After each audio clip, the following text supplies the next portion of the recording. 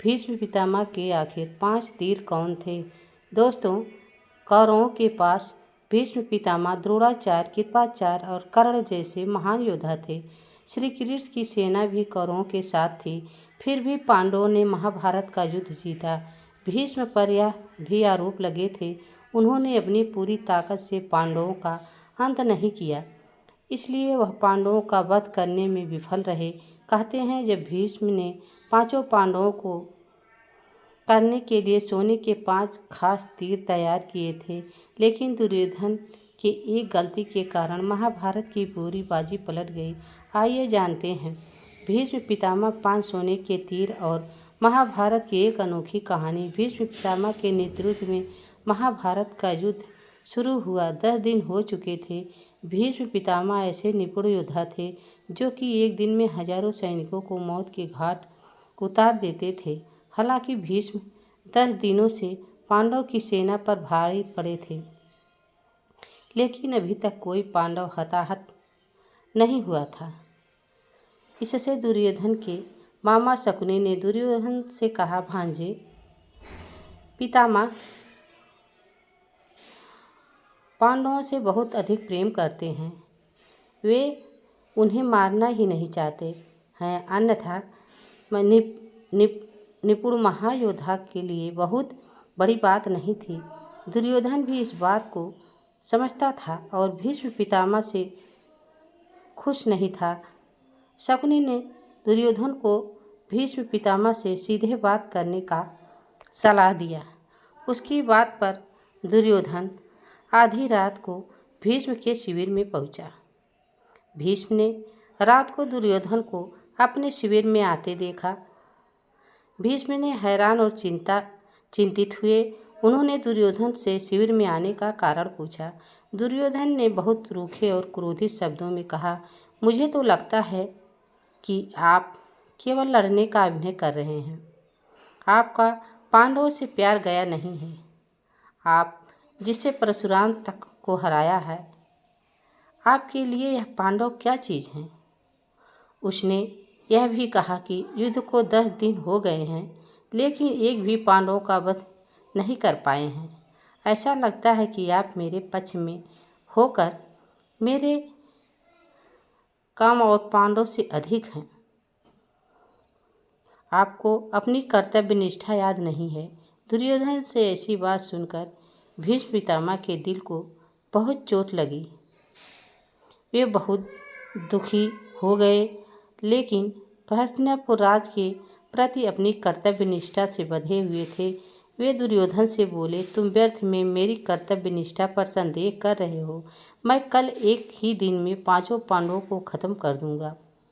इसके बाद भीष्म ने अपने शस्त्र भंडार में से 5 सोने के बने तीर निकाले और अपनी विशेष धनुर्विद्या मंत्र से उन सोने के तीरों को अभिमंत्रित कर दिया। बोले, दुर्योधन, कल पांडवों का अंतिम दिन होगा और उनकी मृत्यु के बाद युद्ध का परिणाम तुम्हारे पक्ष में होगा। अब दुर्योधन बहुत खुश था, लेकिन उसे शकुनी की बात याद थी। उसे अभी भी शक था कि कहीं सुबह होते होते भीष्म का इरादा बदल ना जाए। उसने भीष्म से कहा, पितामह, मुझे अभी भी संदेह है कि जब आपके पास पांडव को मारने का समय होगा तब मोह में पड़कर सकते हैं। इसलिए अब आप यह बार मुझे दीजिए। मैं युद्ध भूमि में उचित समय में आपको यह 5 बार लौटा दूंगा। तब आप मेरे सामने पांडवों का वध कर देना। दुर्योधन की बात सुनकर भीष्म पितामह एक बार फिर दुखी हो गए। उन्होंने वे 5 बार दुर्योधन को दे दिए। दुर्योधन बहुत खुश था, लेकिन उसे नियति के खेल का पता नहीं था। श्री कृष्ण के गुप्तचर युद्ध के क्षेत्र में चप्पे चप्पे पर फैले हुए थे। संयोगवश भीष्म और दुर्योधन की ये बातें श्री कृष्ण के एक गुप्तचर ने सुन लिया था। उसने श्री कृष्ण को यह सूचना दी। तब श्री कृष्ण ने अर्जुन से कहा, हे अर्जुन, तुम अभी दुर्योधन के पास जाओ और 5 बार मांग लो। अर्जुन अवाक हो गए कि दुर्योधन वो तीर उसे क्यों देने लगा।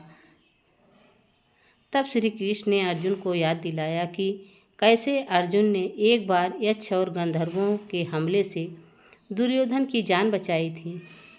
तब दुर्योधन ने खुश होकर कहा था, अर्जुन जो चाहे कीमती वस्तु उसे मांग सकता है।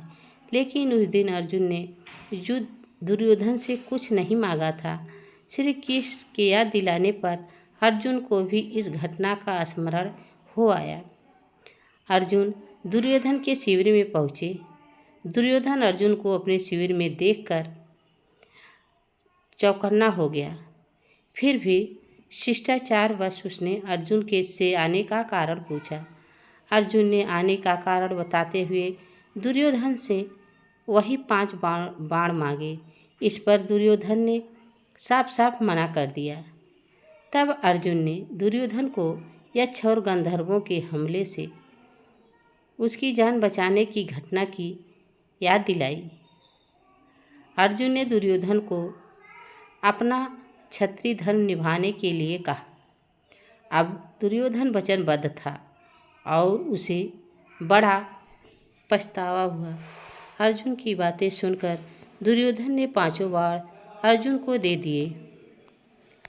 इस तरह से भीष्म ने अभिमंत्रित सोने के बाण लेने की गलती दुर्योधन पर भारी पड़ा। श्री कृष्ण की तत्परता से पांडवों की मौत टल गई, नहीं तो 11वें दिन ही महाभारत का युद्ध समाप्त हो गया होता। दोस्तों, यह थी 5 सोने के बाण की कहानी। दोस्तों, यह वीडियो आप सबको कैसी लगी कमेंट में ज़रूर बताना। चैनल पर नए हो तो लाइक सब्सक्राइब ज़रूर करना। तब तक के लिए राधे राधे, जय श्री कृष्ण, धन्यवाद।